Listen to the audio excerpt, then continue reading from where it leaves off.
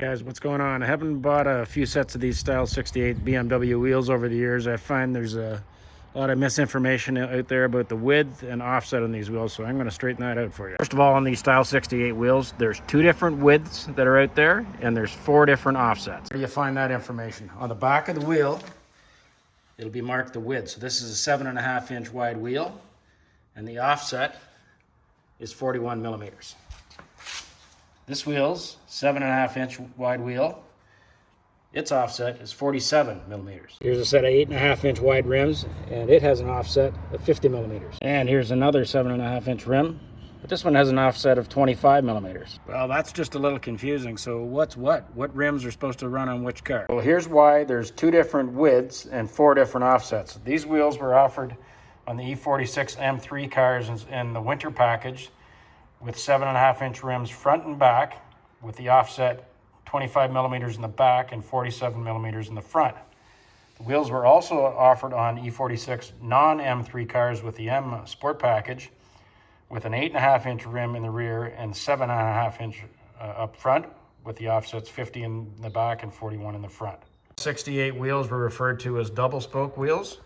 Part numbers for the M3 cars: 3611 222 480 in the back, 3611 222 980 in the front. Stock tire size on these winter tires for the M3s was 225/50 R17s all round. On the non-M3 cars, part numbers for the back: the 8.5-inch rim, 3611 222 135 and 3611 222 180 up front. Tires that were run stock were 245/40s in the back and 225s, 45s, 17s in the front. So if you either have an M3 or a non-M3 car and you're running the stock wheel setup on either car with the stock tires, you're not going to have a problem. But guys are wondering, can I run the M3 wheels on a non-M3 car, or can I even mix and match? Use 2 M3 wheels on my non-M3 car. Let's have a look and see what fits. Before we have a look, if you run anything but a stock setup in your car, you of course run the risk of premature wear or damage to components of the car, and your car may in fact handle differently than it was engineered to handle from the factory. So this video is just for informational purposes only. First off, the victim car here is an E46 sedan, 2003. So on the car now, we have the M3 wheels. So that's the 25 millimeter offset in the back and the 47 millimeter offset in the front. So there's no clearance issues in the back. And turn the wheel all the way to the right.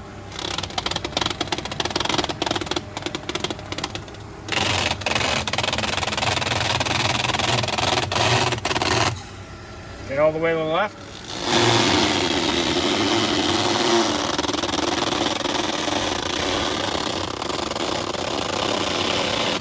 Stop there.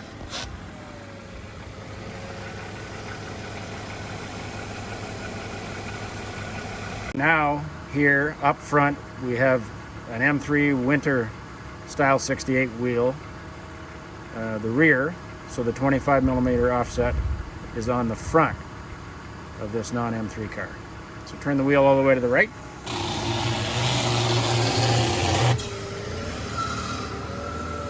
All the way to the rear. To the left.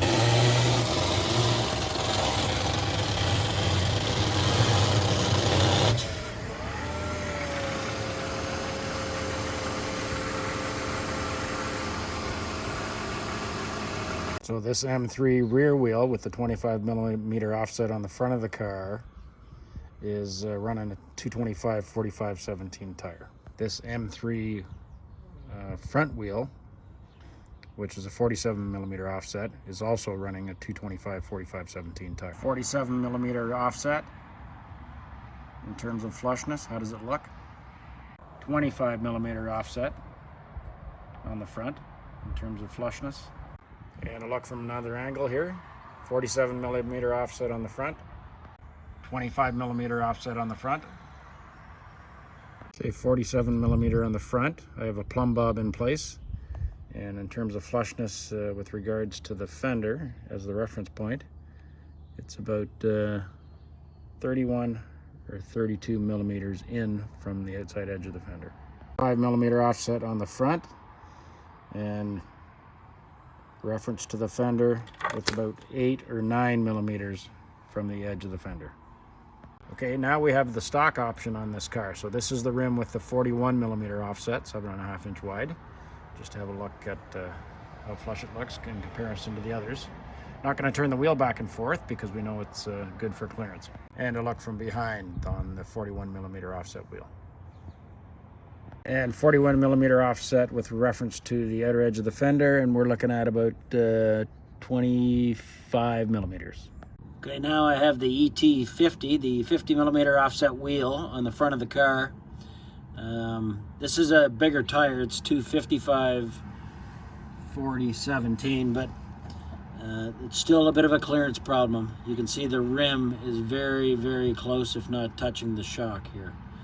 So if you wanted to run a square setup, 8.5 inch wide rims on all four wheels on your car, you may have a clearance problem here. You might require a small spacer.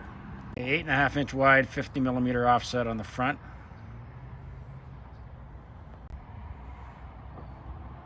8.5 wide, 50 millimeter offset up front. Just a look from the back. And flushness from the rim on this 50 millimeter offset, 8.5 inch wide wheel on the front gives us about 16 millimeters.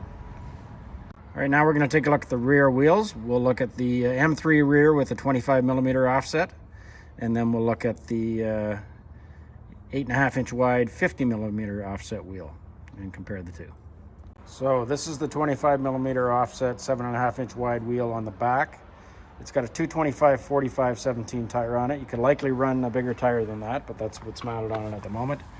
And here's a look from the back, or sorry, from the front looking back, and the 25 millimeter offset on the back, just looking at it from the rear. There on the back, you can see there's plenty of clearance between the shock and the rim.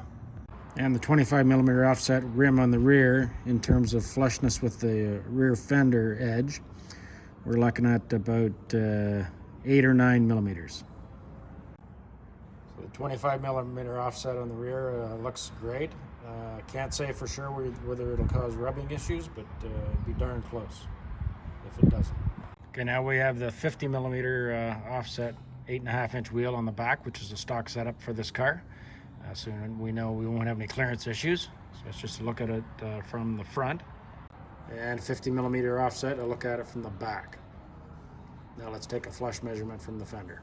And the 50 millimeter offset flush measurement in terms of using the fender as a reference point, we're looking at about 23 millimeters. This last option we're going to look at is the 50 millimeter offset 8.5 inch rear wheel with a 15 millimeter spacer behind it. So there's a look at it from the rear and a look at it from the front. And the 50 millimeter offset with the 15 millimeter spacer with the flush measurement from the fender, we're looking at about 9 millimeter. It actually might be a touch less than that because it seems to be hitting the tire, that string. Now we have the 41 millimeter offset 7.5 inch wheel on the back. There's a shot from the rear. And the 41 millimeter on the back, a shot from the front. And we'll just measure the flushness with reference to the fender. All right, now we have the 7.5 inch 41 millimeter offset wheel on the back with a 15 millimeter spacer. So there's a look from the back. And the 41 millimeter offset 7.5 inch wheel with a 15 millimeter spacer, a look from the front. And the 41 millimeter offset 7.5 inch wheel on the back. A measurement from the flush edge of the fender is about 8 to 9 millimeter. Okay, we ran through a bunch of options and a bunch of numbers. A lot of information to take in. Don't worry, I captured it all on a piece of paper so you can screenshot it if you wish. But I'm running around on this car right now. Up front are the 25 millimeter offset 7.5 inch rims with 225/45/17 tires. On the back, I'm running the 50 millimeter offset 8.5 inch rims with a 15 millimeter spacer behind them and 255/40/17s. Let's go look at the data. Okay, here's all that information captured in one spot on a piece of paper. Front, rear. This is the stock setup. Front, stock setup in the rear. And remember, we had a clearance issue with the 50 millimeter offset wheel when we tried it up front. It was hitting the shock.